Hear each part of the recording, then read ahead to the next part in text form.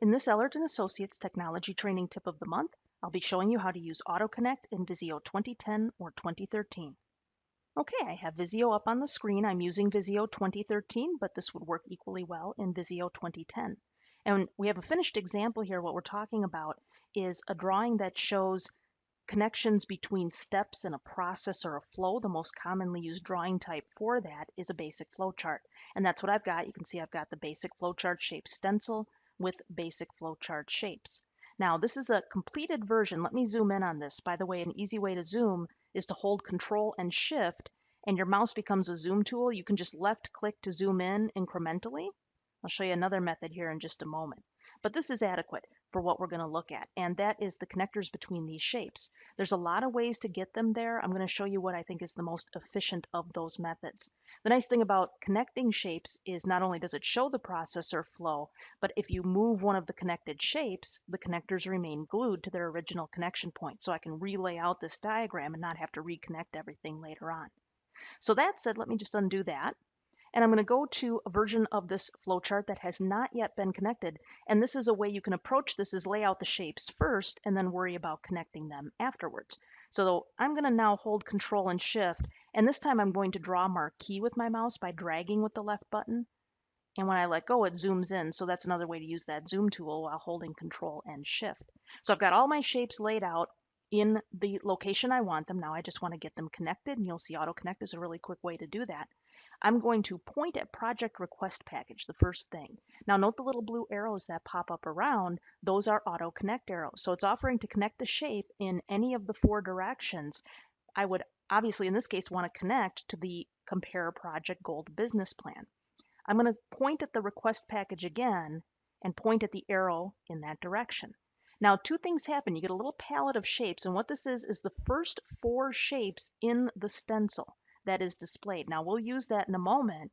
Let me point at it again here, point at the arrow. Now, obviously, I wouldn't want to use one of these because notice with the preview, it's going to create a new shape. I don't want that. I want to connect to this existing shape.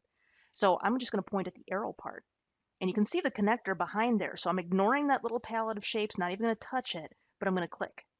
And because I clicked the AutoConnect arrow, it connected to the neighboring shape. I'm going to finish up the diagram that way. I'm going to click this one. I'm going to click this one. And notice each time I'm ignoring the little palette that pops up. I'm just clicking the AutoConnect arrow itself in the direction I want to go, in the direction there's actually a shape to connect to. So there we go. So now I can add text to the connectors and format them as I see fit, but AutoConnect was a really quick and easy way to get them in there. Now, one other thing about AutoConnect, I'm just going to scroll down a little bit, is you can use it to connect even shapes that aren't next to each other. So I actually want a connector also from project rejection form back up to project request package to show you can resubmit if you're rejected.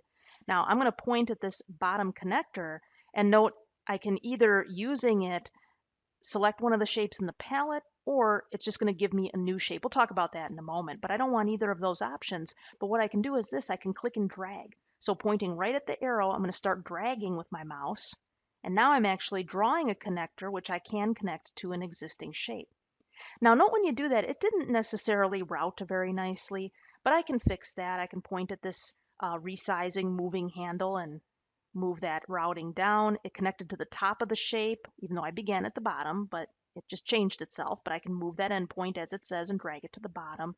And even having to have done those two things, still a little quicker than any of the other methods of creating that connection would have been. So that's using existing shapes or laying out the shapes first and connecting them later. I'm going to go to the blank page. And now I'm going to connect the shapes as I add them. I won't even zoom in for this because you'll see it happen right here on the whole page. So I'm going to start by dragging a document that was the first shape in that flow.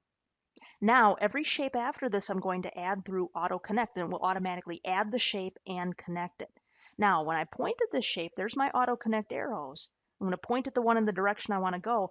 Now that little palette matters because what this really is the first four shapes on my stencil. So you can see it's process, decision, document, start, end. So when I point at this AutoConnect arrow, I have those four to choose from. Also, if I point at the AutoConnect arrow, it's including the shape that's selected.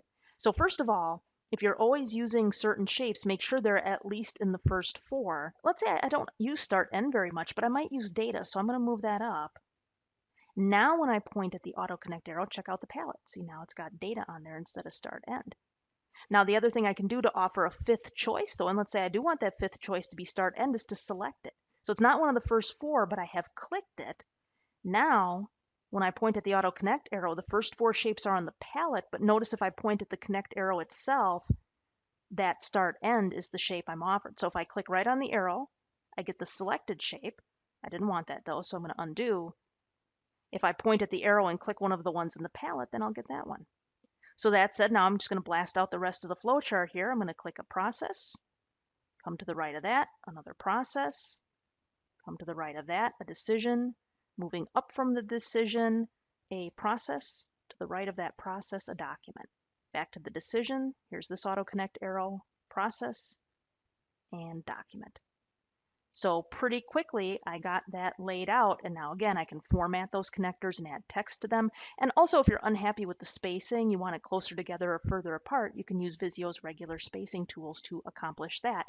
But certainly, this was a very quick and efficient way to both add the shapes to the flowchart and connect them at the same time. So that is using AutoConnect in Visio. For more information about our classes, visit our website at www.ellertraining.com.